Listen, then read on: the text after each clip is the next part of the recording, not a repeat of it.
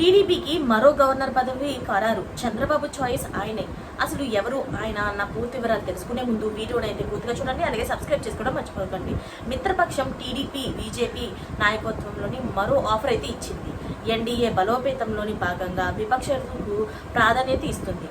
అయితే త్వరలోనే జరగనున్న పలు రాష్ట్రాల అసెంబ్లీ ఎన్నికల వేళ వ్యూహాత్మకంగా వ్యవహరిస్తుంది బీజేపీ.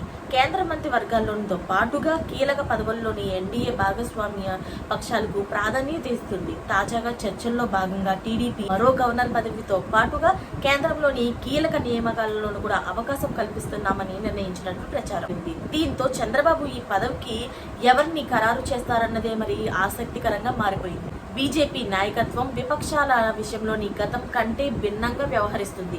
త్వరలో బీహార్, ఆ తరువాత తమిళనాడు, తర్వాత పశ్చిమ బెంగాల్ అసెంబ్లీ ఎన్నికలు జరగనున్నాయి.